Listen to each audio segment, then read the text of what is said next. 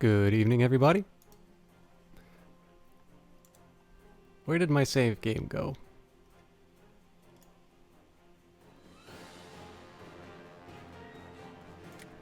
I think this is the right one.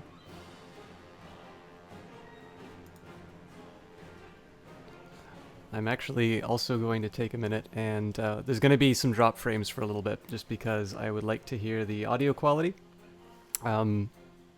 I've got a different... No, that is not the right one. This is probably the broken game. I actually just want to make sure...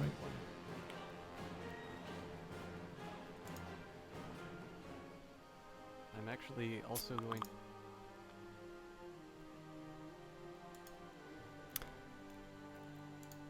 Right, so I couldn't hear any clicking... No, that is not the right one. This is probably the broken...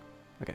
I couldn't hear any of the clicking at the off the top. If there is some, if you guys could please let me know. I'm doing something a little bit different from the cast last time, but hopefully that's going to rescue me from any crashing problems that this audio solution that I have has. So we'll take a chance. I'm also gonna take a minute to free up a little bit of memory. Mecha Fanboy, how's it going? Let me just take a second here to do some house cleaning. These are some autosaves from a session that I had with CPO Williams and A. Newcomb. So I guess it's Je suis Charlie is... Charlemagne hasn't died yet, right? No, he has not, so this is the right one. Kind of busy elsewhere, but audio hype. I'm Mecha Fanboy, as always. I am happy to have you here, whether you are watching the video or if you're just listening. A viewer is a viewer, and I'm always happy to have those. Obviously, too, given the fact that you're going to have kind of a primarily audio experience, you can actually help me out and let me know if there are any problems with the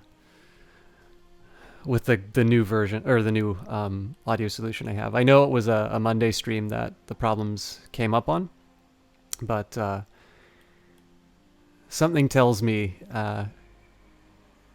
Crusader Kings, if anything, Crusader Kings is going to give it a tougher time. So, we'll do a very quick recap, and then we'll just jump straight into the game. In the previous session, I can't remember how we wound up losing this county to Bavaria, but that's fine. They will come under my rule soon enough.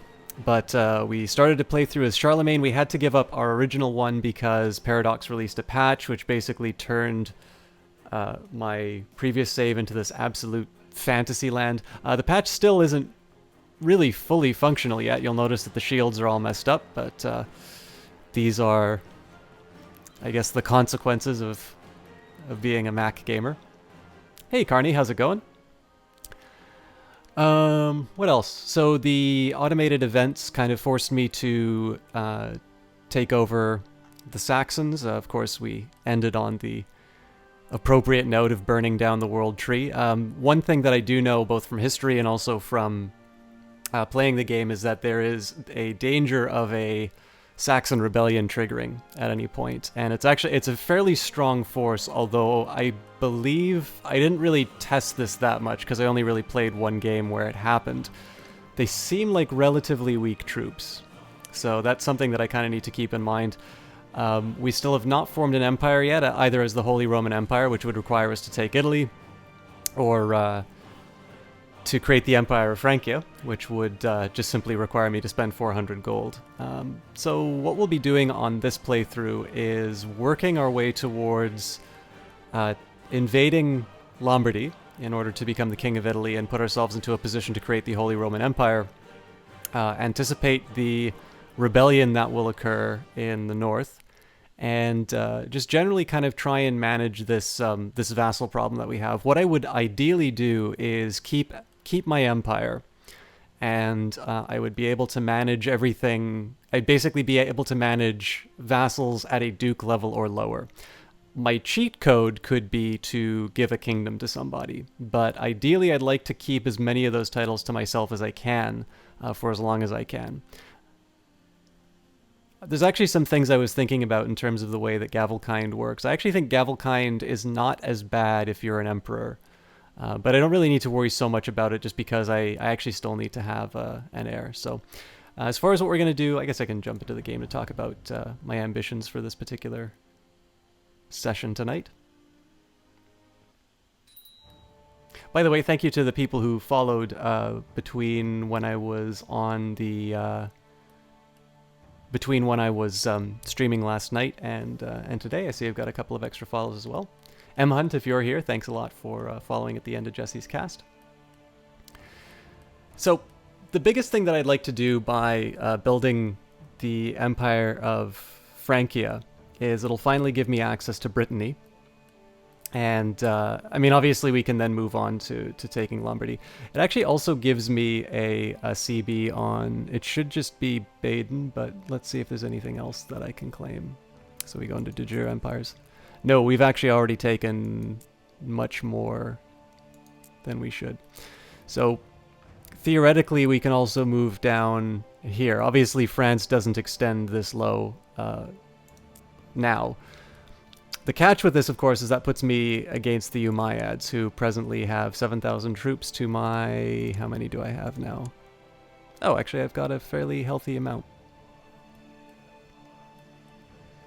That's because I have an appropriate vassal limit. So one of the things I was a little nervous about was, with the game sort of forcing me to take take over this region, is... my vassal limit, because as you can see I can still create 17 titles here. Some of them are kingdoms, which aren't that big of a deal to me right now, but a lot of them are still duchies, and I have this sort of tug of war with myself, which is I can't have too many vassals because that's going to lower my capacity for troops. That's just generally going to be causing some problems for me in terms of managing my realm. But I'd also like to expand. I certainly have the army to do something like take Lombardy, for instance. With their 4,000 troops, this is a fairly easy fight, and I don't believe they have any allies. Nope, Lyon. Well, suffice to say, I'm not very frightened by the Lombards' allies. So, certainly, going towards the historical conquests to take Italy is an appealing option, but immediately by taking Italy, I'm going to have this huge influx of vassals as the King of Italy. Now, one thing that I could do to simplify that would be to pass off the title onto one of my heirs, but I don't have any heirs. I have a bunch of bastards. So hopefully the new wife will fix this. 18 years old, not lustful, but we'll work with that. And I actually changed my mind. So one of the things that I was doing in the previous playthrough was I was actually hanging on to my theology focus. That's not the right thing to do right now. It might even be cool to, follow the, follow the role-playing events to their logical conclusion. But the fact of the matter is that I don't really gain a lot by keeping my theology. My learning goes up, my temple vassal goes up.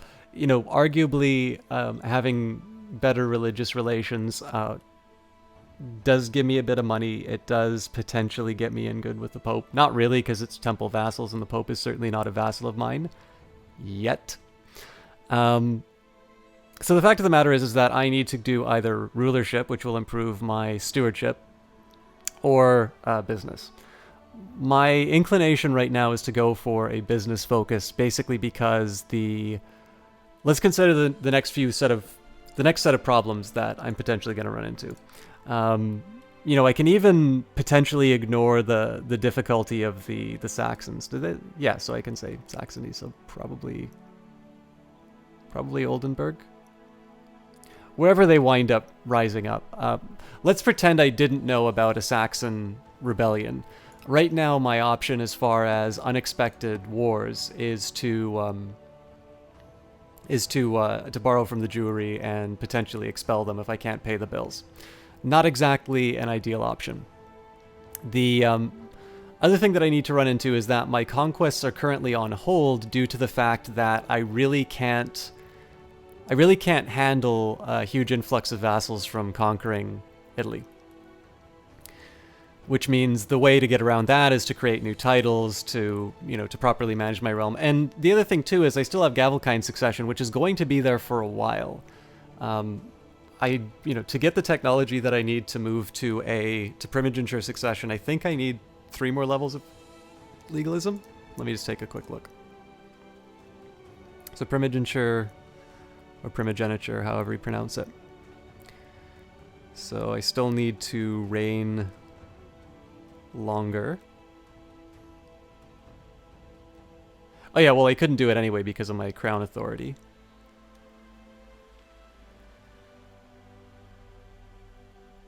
So for high crown authority I would need legalism 3.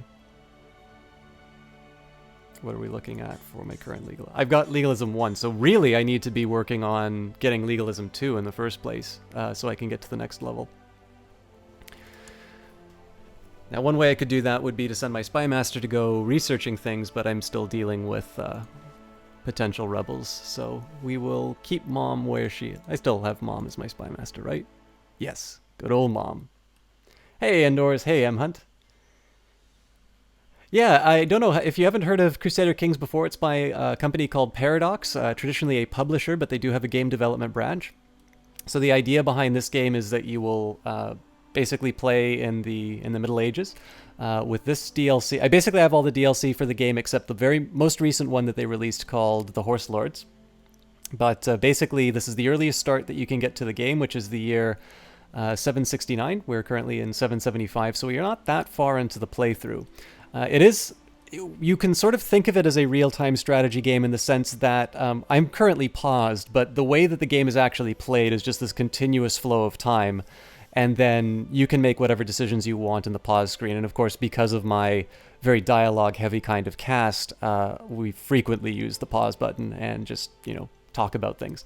What really appeals to me about this game, its genre would be considered grand strategy, which is something that it's getting thrown around a little bit more, and it might just be because I think this game is growing in popularity. There's a few more names who are playing it, where previously I thought it was a bit of a niche title. So for instance, Pyrian Flax of Dota 2 fame did a bit of a stream of Crusader Kings 2, and Paul Taylor, the guy who runs Mode 7 Games, creators of Frozen Synapse, Frozen Cortex, 2 games that I think are fantastic, and a guy who's just really interesting. I love following his Twitter. I love the videos that he puts out in terms of talking about game development. All of these things I think are great. Oh, hello. I haven't seen this button before.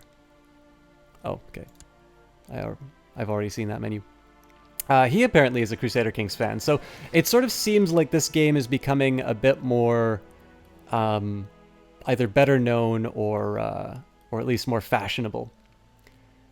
But never heard of... Sorry, Anders, never heard of which before.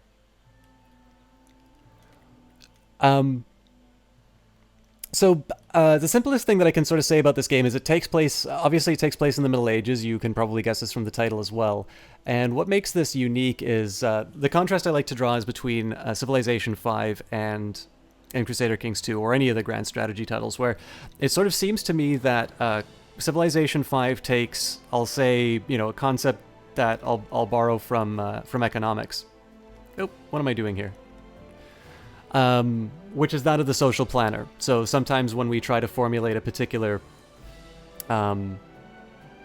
formulate a particular problem and maybe try and come up with a thing of saying, it's like, okay, can we do any better by going in and planning and organizing things? We will imagine sort of this benevolent dictator that just sort of sets everything the way that it should be to maximize output or something like that, or maximize happiness or whatever. Oh, CK2. Hey, CPO. Unknown Arc. Man, all the best people are here, as usual.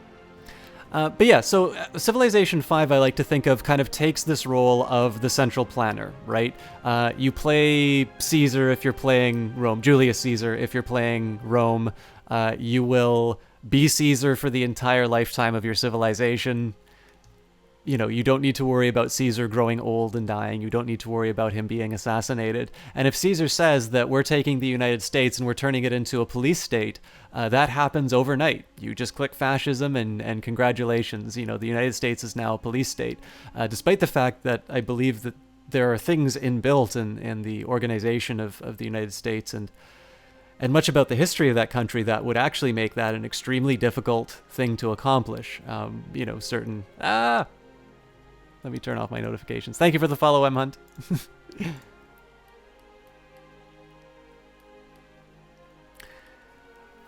So, basically the idea here is that, it's not to fault Civilization 5. It's a really good game. The Civilization games have been consistently some of my favorite games to play throughout my gaming life. Effectively through my life, actually. I mean, gaming has more or less been a part of my life from the beginning. So the thing here is that Civilization 5, every country sort of begins on the same level, right? There's no structural feature of the Egyptians that say past a certain year, you are no longer going to be a dominant force, right? Rome can be as powerful in the ancient world as in the modern world. There are definitely certain strengths for civilizations in those games where, you'll get a special unit later on in time. So maybe if you play the Americans, you might have a particular unit that makes you somewhat strong in the modern age. But really, the game is designed to have a certain amount of balance. And what it is instead, I don't think that these are flaws. I think these are intelligent design choices. And more importantly, it is about this sort of celebration of all of the great things that humanity has done. It's a celebration of civilization and our accomplishments. You can have the ancient Greeks build the pyramids and nobody thinks that's strange because this is a game about building great monuments and building a civilization to stand the test of time, to use the taglines. Oh, M. Hunt, usually when you look at RTS games, you look at Total War games.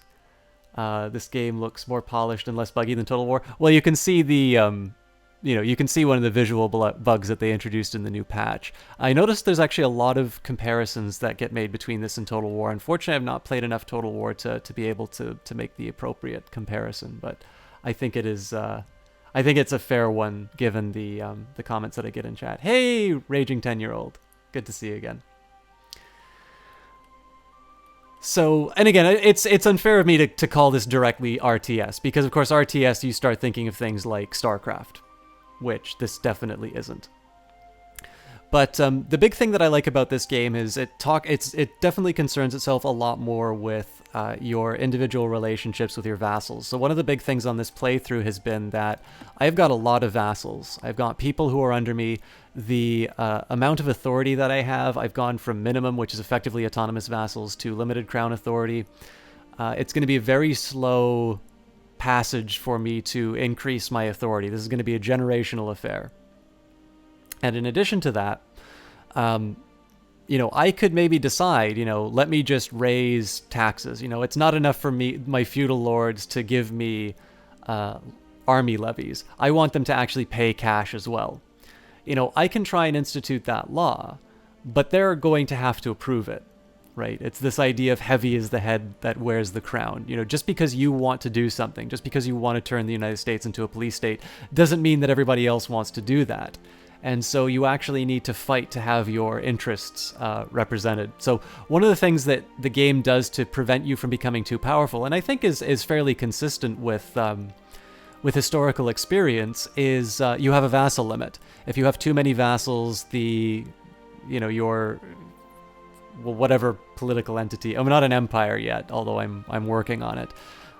Basically, things become harder to manage. I actually was just reading a little history of the world today, and I got past the chapter on the Roman Empire, and specifically the fall of the Roman Empire. And sure enough, you've got a number of management issues that are coming up. This is obviously not the only reason the Romans fell apart, but one thing that'll happen in this, it's hard to try and keep 34 people, all with their own particular interests and goals, under control. And I'm at the maximum personal holdings. If I have, larger personal holdings, again, my ability to manage these things are not going to be that effective. And so part of this game is managing the people under you. I've got factions, you know, I've got one group who's already going to be trying to fight towards their independence. I need to keep an eye on how many men they have. I'm currently sending my spy master to try and break up one of these factions. And on the other hand, too, I have a number of bishops who really like me, but I have some bishops who like the Pope more. The bishops who like the Pope more are going to be giving taxes to the Vatican. They're not going to be giving the taxes to me. And so all of these little things, the beauty of this game is it's very complicated. And so you can have a lot of these little emergent moments that come up, which are incredibly fun to play, and they're fun to narrate and to discuss in chat. But it also can be a little bit of a turnoff for the game because it's definitely very complicated. It's very difficult to get a grasp on. And I mean, my first playthrough was this absolutely ridiculous ahistorical family, the House of Rose, that just wound up, you know, conquering England and parts of Spain and Africa, and just lots of fun. Oh yes, and CPO Williams has earned himself the title as the savior of Sussex, sacker of Kent. So Raging 10-year-old is lagging a little. Is anybody else lagging as well? Had to reboot the tablet, but there was a lot of buffering. So I have actually enabled the shorter... I have enabled sort of the... what do we call it? The more immediate... Like, I've tried to reduce the delay for the stream. If you guys are noticing a lot of lagging, please let me know, because I can always turn off that beta feature. It didn't seem to affect anything on the Darkest Dungeon stream last night, but that doesn't mean that it's not... that doesn't mean that that's not going to be having an impact now. By the way, one last question. How is the game volume for everybody? It's a bit quiet for me, but I was hearing that apparently the Darkest Dungeon was very loud last night, so I'll just take a minute to go through my menus and make sure everything's the way it should be. How much is he worth? 10? Nope. So got about 1,400 more troops.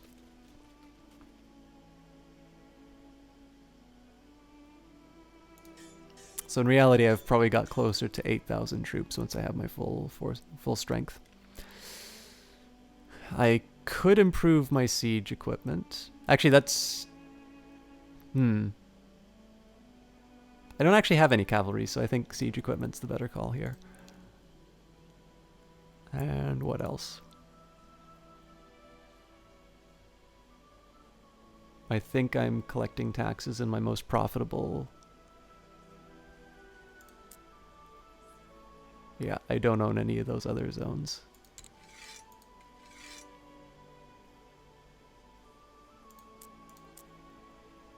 $24.7. Oh, wait, 27.8. Do I actually own that? Guess I do.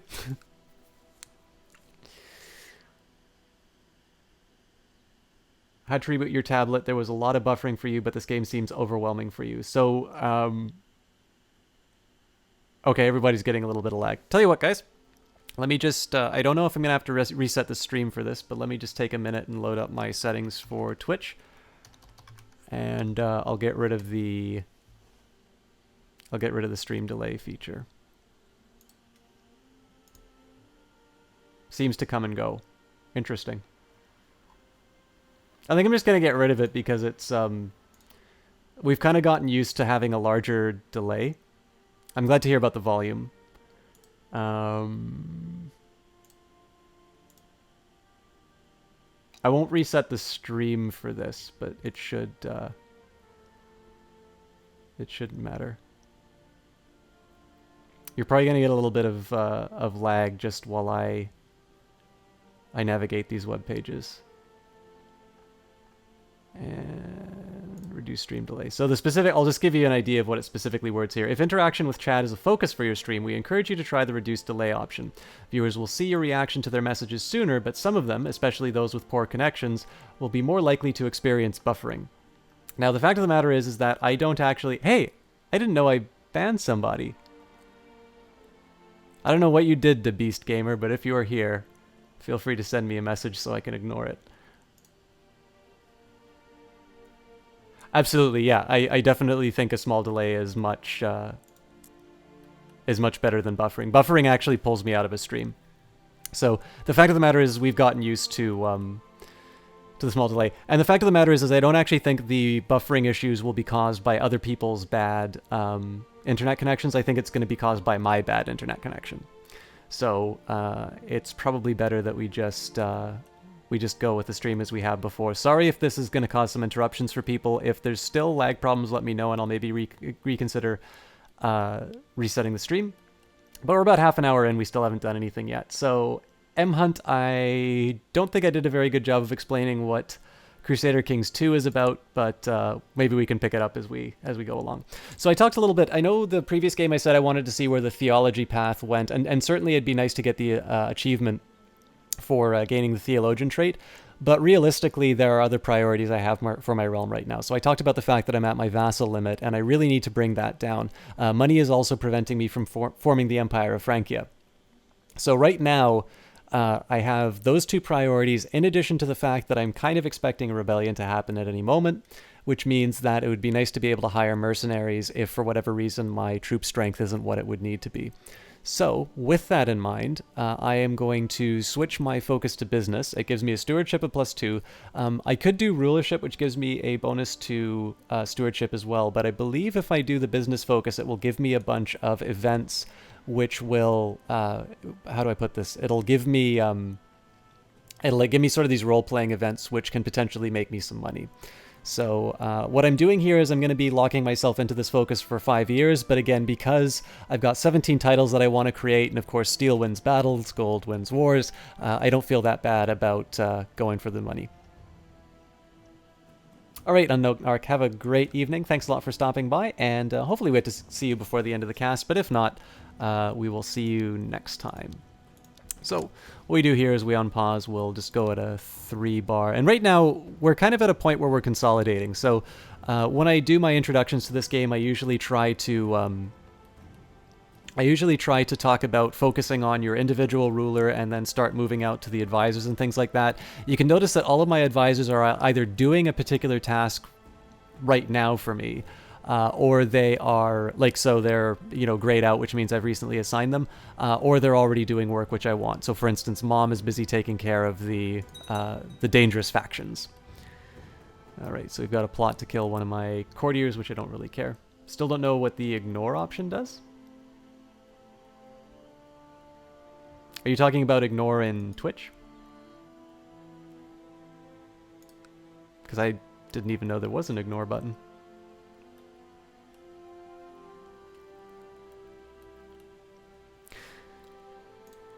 One of the things that I'll actually mention about this particular Giselar of Bretoricus is now known as the Lewd. Do I have a title yet? Oh, hello.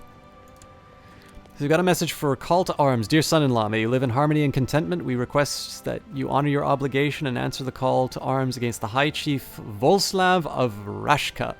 Declining would cost us 25 prestige. If we accept, we would be part of the Byzantine Holy War for Drakion. So basically they're just trying to conquer something. I suspect if they're going against a tribal force, yeah, I mean, this is what the Byzantine Empire, the eastern half of the former Roman Empire, is going against this particular tribal lord. They currently have 1,000 troops to their name, and my Byzantine allies have got 12,000 troops to their name. So I am not at all concerned about this fight. I'll accept, but I just won't commit any troops.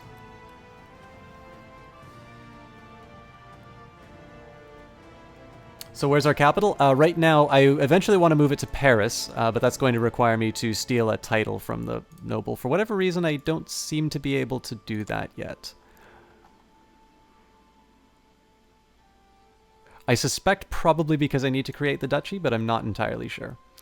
So currently our capital is in Vermendo, I think is how you pronounce that. And eventually I will take it to Paris, but right now, I think as I kind of said before, I'll unpause. State diplomacy, some of yours, wives, and chancellors is what determines the vassal limit. Oh, that's interesting.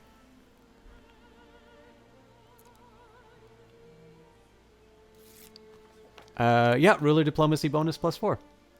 My liege, I believe that one of your vassals can be discouraged from associating with conspiratorial factions if the proper leverage is obtained. How do you wish to proceed? I can obligate him, threaten him, or ignore it, which I would never want to do. So he is stressed, ambitious, gluttonous, kind, greedy.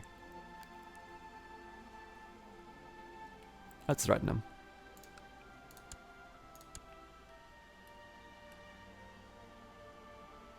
I have to go and double check. Ignore. Honored King, I ask your forgiveness if I've done something to offend. I obviously wouldn't dream of associating with any faction conspiring against you or your enlightened rule. You are forgiven. Incidentally, I know you're, what was Friesland? I can't remember, Carney. Was it Ostfriesland or Friesland which had your favorite noble? I'd feel bad if I took his title. We have got... Oh. We're just winning over these pagan people. Let's increase our crown authority.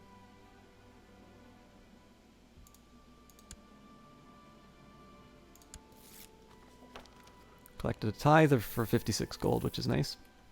So, I was trying to talk about this a little bit earlier, but basically right now, this particular phase of the game I think is actually one of the most difficult to get into, is one of the most difficult to go through when you get into the game. So generally when you play a game, you always sort of expect to be doing something, right? If I'm sitting down and I'm playing, hello, this is faster than I thought. We're not even an hour into the cast and we've already got a rebellion.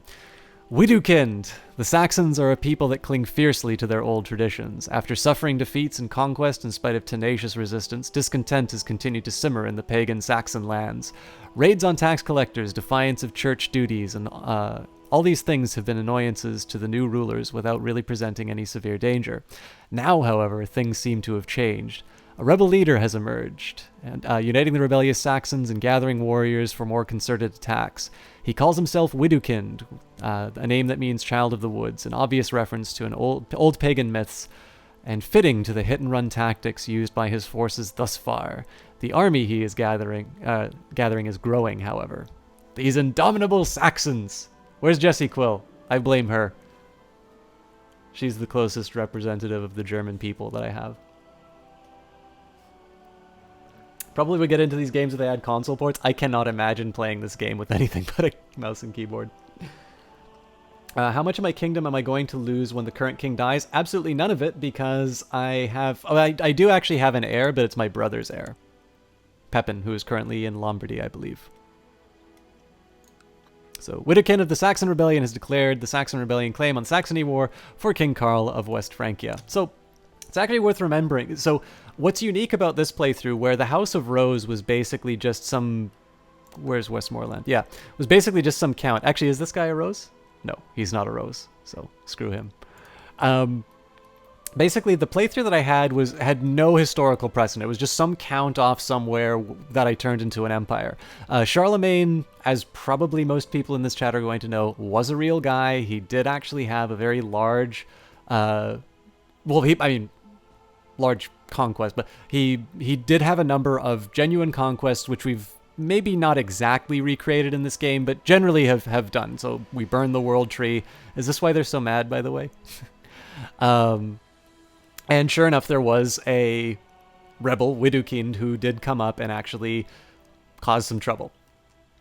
So what we've got right now is about a 7,000 man force against 12,000 Saxon rebels, which is not an ideal situation to be in at all. I did burn the world tree, CPO Williams. Ostfriesland, he's an independent count. Saxons will always conquer it within the first year, so that's probably what happened. You can check the history tab on Ostfriesland. Yeah, let's take a look here. I can never remember the history tab. Yep, he conquered it.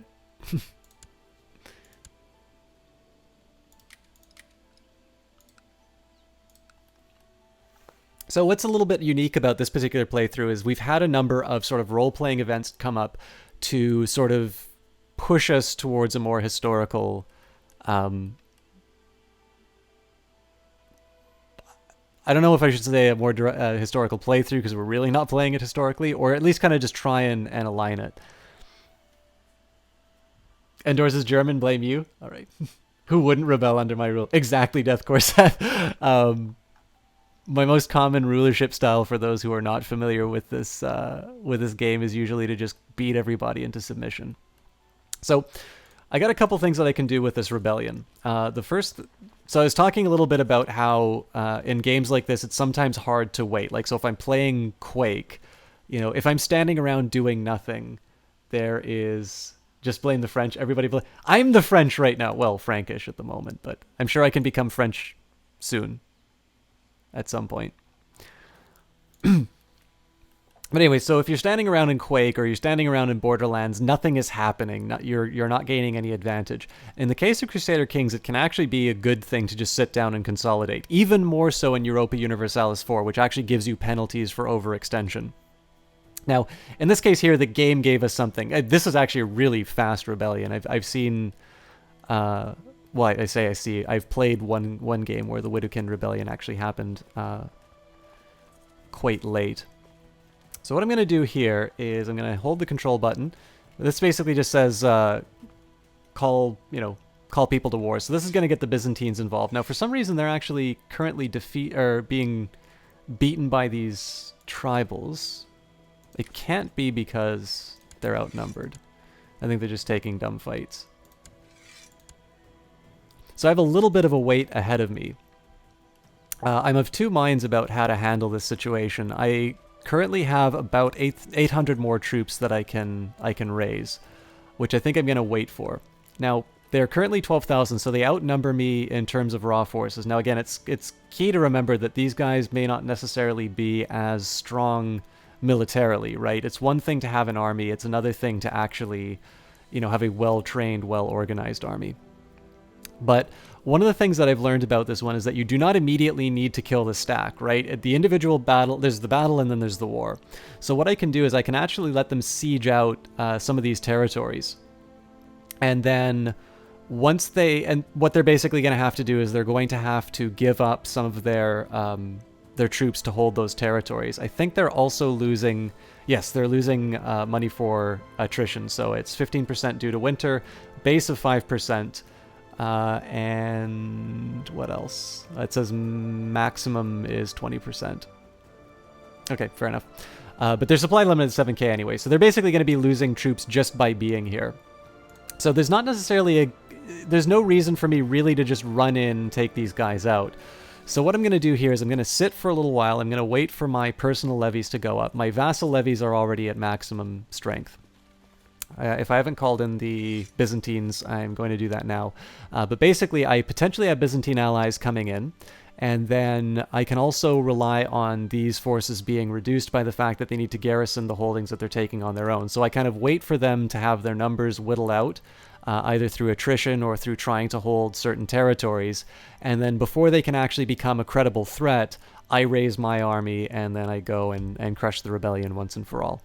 Another thing that I could possibly do is borrow from the Jewry and hire mercenaries to deal with them. But I don't necessarily think that that is actually the best way to handle this problem.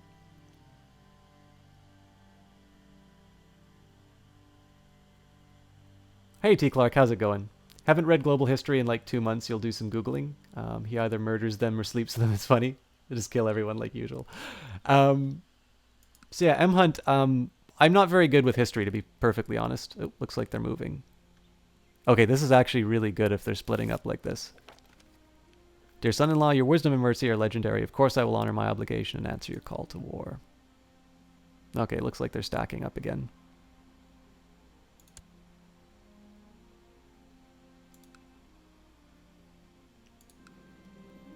Lollard Heresy has appeared in the province of Bourbon. Now this is a problem, so let's actually see. This is always an interesting thing to do. My religion group. All. So these are the Cathars, Catholic. Lollard should be somewhere here. Wait, those are iconoclasts.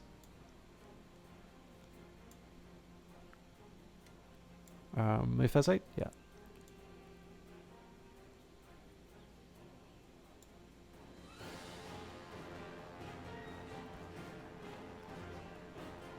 Wait a minute. If it's alphabetical, the Nestorian's too far.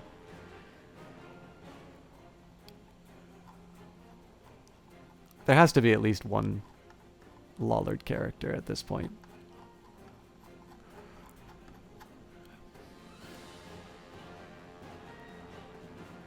Really? Just go straight from Iconoclast? Okay. Well, that's a shame. It does actually give you a little bit of an idea in terms of these heresies. He's a good Catholic still. But what this does unfortunately mean is I need to move my court chaplain from something productive, like in researching cultural tech, which will ultimately allow me to improve my laws and consolidate my power. I need to move him to deal with the Lollard heresy in Bourbon. The reason I'm doing this is because having a heresy in your province will actually cause the unrest to increase. And the last thing that I want to have happen right now is additional unrest at the point where I'm already dealing with one rebellion.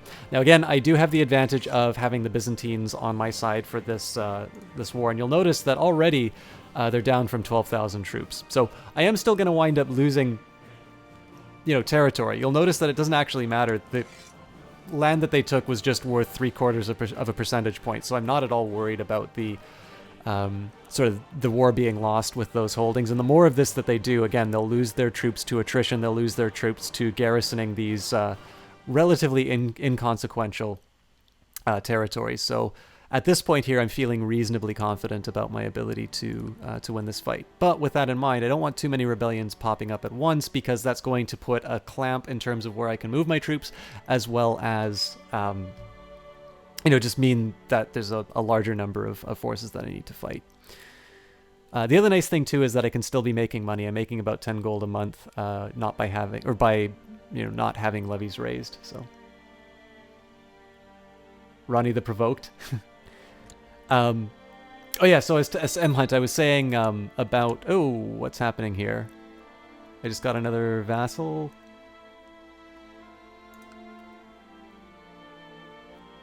Oh, Gavelkind succession, probably.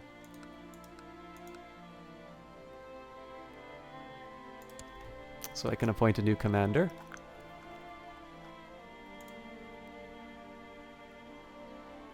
Well, he hates me, but he's a good he's a good leader, so we can actually probably replace. Nope, we can't. We can replace the 11 guy though.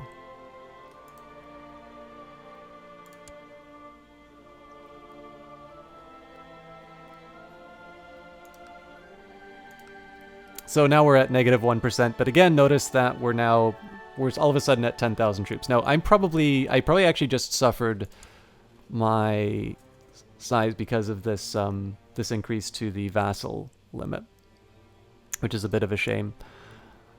But again, I'm not. I actually don't mind taking these guys on with a smaller force.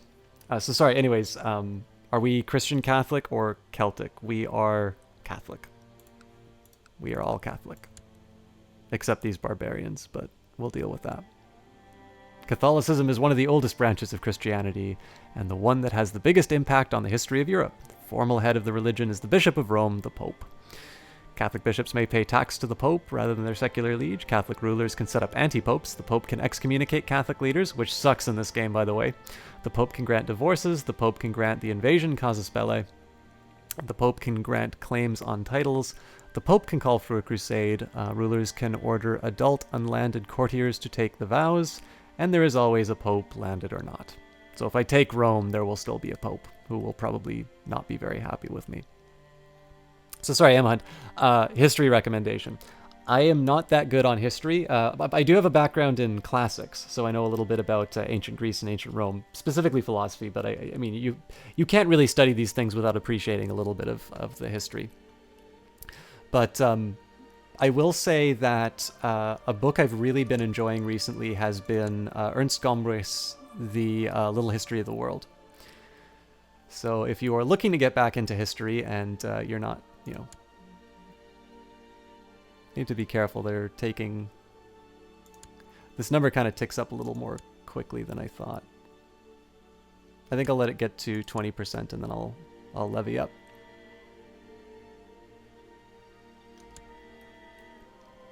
It's a children's book, but it's I found it really enjoyable.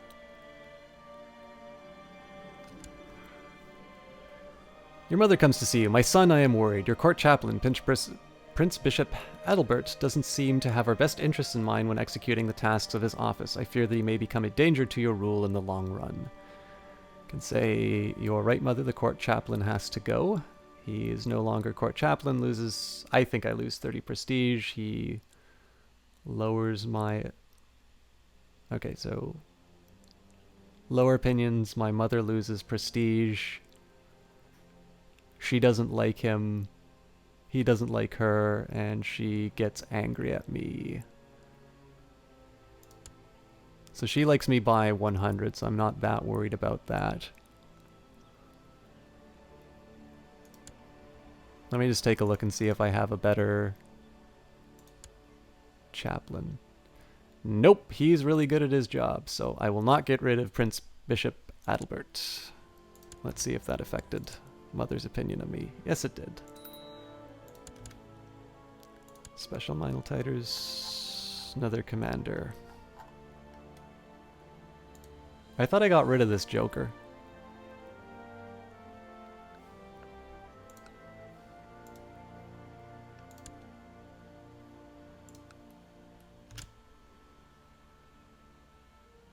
Jesse Quill, how are you doing? Oh man, look at that host. Thank you everybody from Jesse Quill's host. I know I got to see a bunch of you in chat not a few moments ago. We're playing Crusader Kings 2. My king, I am pleased to report that the majority of the population of Bourbon has been converted to the Catholic faith. Your humble vassal, Bishop Sigurd of Vienne. So, Jesse Quill, I have to have a word with you. I've got some Saxon gentlemen called Widukind running around sieging provinces, trying to regain the freedom of these indomitable Saxon people. Now, I mean, I can go and I can take a look at some cultures, and clearly, if I really want to be shaking my fist, I should be looking at this territory, but they're right on the border. And as the closest representative of the Saxons, I want you to explain this man's behavior. All right. While that complete butchery of logic sinks in, for those of you who do not know, Jessie Quill is an extremely gifted caster who has actually just recently changed her hair color, which I think looks quite nice. I realized that through the dialogue with her, she seemed to be feeling a little bit on the fence about it, but I think more or less everybody will agree that the color of the hair does not necessarily change how nice she looks. So in addition to being a very good-looking caster who has wonderful facial expressions, she's very gifted as an entertainer, both in terms of the dialogue that she does, in terms of the games that she plays. She's got a bunch of neat little, I hate to call them gimmicks because it sort of makes it sound cheap, but she's got a number of little features about her cast that really show the kind of time and thought that she's put into her cast. So, for example, she used to and still sort of does a heart rate monitor, and that's just to kind of show her response to the games or some things that are happening inside of chat. Inside of it, she will always keep track of her fails, and she's talked about, you know, a lot of, I mean, people. To give you an idea of what kind of a person that she is, it's a kind of stream where people feel very comfortable talking about maybe some personal things that they're going through. And one of the things that she does to keep a positive environment like that is to talk about the idea of, to talk a little bit about failure.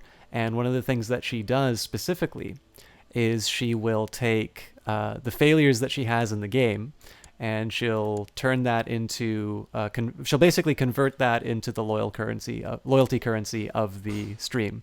So in this case here, in addition to the fact, hey, they just gain more troops. In addition to the fact that, you know, it's kind of fun to, you know, to have a laugh when things don't go our way. It's a way of her taking failure, which people normally have a negative connotation, and turning it into a positive thing.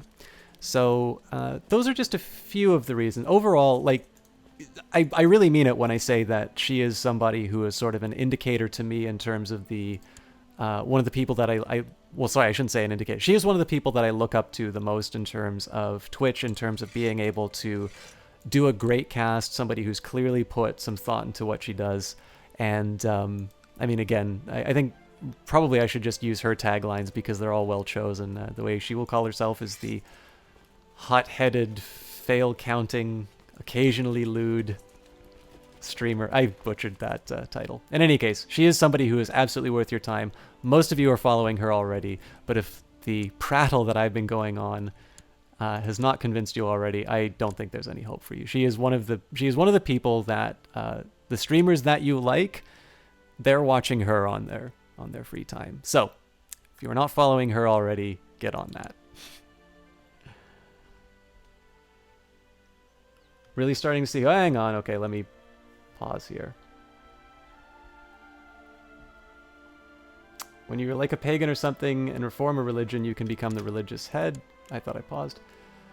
Okay, Memhunt's really starting to feel the buffering too. Deathcore Seth, hi Jesse, starting to see the delay. Is it just me or is SC's mic a bit on the quiet side? You think you got in late, not sure if he addressed it or not. I can always turn up my mic, but usually I hear the opposite complaint. And Widowkind is wasting troops by besieging and pillaging your Saxon pagan vessels. Win-win, exactly. The mic's fine to me. Yeah, Jesse, explain yourself. Okay, guys, let me know if buffering's still a problem. I did disable the shorter delay, but if the stream is becoming difficult to watch for people, I want to get that fixed. Okay, so these guys were supposed to move. They might be dead. Nope. He'll be in Ostfriesland on the 14th. They will be in a new province by the 15th. So let me just double check that I'm taking all of my troops here. So again, for those of you, there's a few new faces here, or at least people who weren't here at the beginning of the stream. But basically, what we're doing right now is we've got a rebel, a historical rebel actually, Widowkind, who is currently causing problems in my provinces. Now, one of the strategies that we had was to completely fail to react to the rebellion at all. We just kind of let him sit down, and you can see what the effect of this has been. He's currently attacking all of these Saxon holdings which I took. He had 12,000 troops, now he has 8,900. Now, I still have fewer troops overall. In this case, I currently have 7.79 thousand troops, but it's important to remember that this is a professional army compared to this sort of ragtag bag of rebels. And I do actually have some fairly good commanders on my side. So in addition to the fact that he has already reduced his army by about 4,000 troops, I'm going to have a very strong force ready to deal with him. So the biggest thing I just want to do here is make sure that I don't lose too much war score, because if something goes really bad for me, I may not be able to recover. So let me just clear out some of these messages here.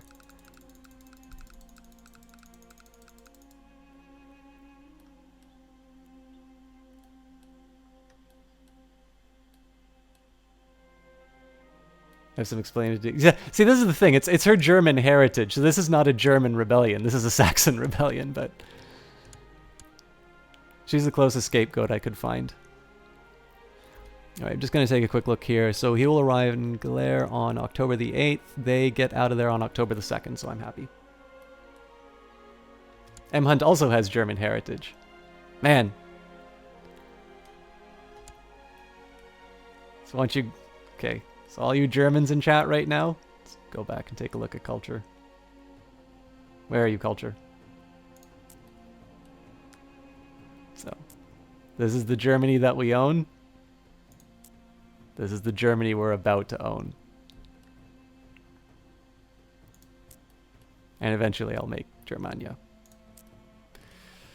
Okay, so looks like Widowkind has decided he wants to fight me IRL, which means I'm going to run away.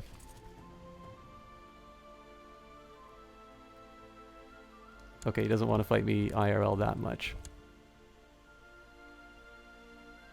Hot-headed, fail counting, overly lewd, sometimes heart rate monitored variety caster. She is much better at that than I am. I used to have that like down pat, but apparently I went stupid in the last couple of days.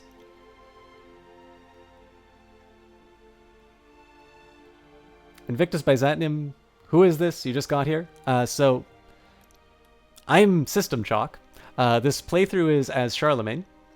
We're currently undergoing the Widowkind Rebellion, and he's done a very good job of sieging all of the Saxon provinces with people who already hate me, and he's reduced his 12,000 strong force down to 8.3, and eventually the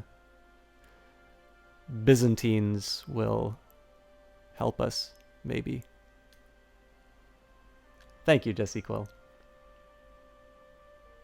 The nice thing, by the way, obviously I'm trying to do my best to sell a streamer who really requires no introduction, but one of the nice thing about Jesse Quill, which I can't necessarily say about everybody, is that I never run out of things to say as far as the quality of her stream goes, because despite the fact that she is an incredibly gifted streamer on her own, she has also never really failed to impress. I mean, not that I really need to be impressed. Obviously, what she does is her own thing, but I've never really failed to be impressed by how much she grows and how much skill she has as a streamer. So, anyways, flattery out of the way. But welcome, Vinctus Byzantium. So let me just take a quick clear. By the way, Karth is an old man, Jesse. Age is just a number. West your case. So is aggressive expansion. Atten is a duck face too. It's buffering a lot for you as well. Might want to turn your bitrate down a little. My bitrate is, I believe, 420. And M-Hunt should get paid for this. So how many people are actually experiencing these lag problems? Because I can restart the stream and see if maybe it's because I turned on the lower delay.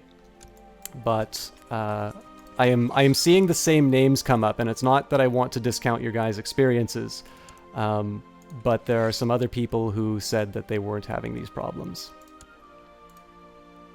I'm happy to reset the stream if it's affecting enough people, but if it's just a few people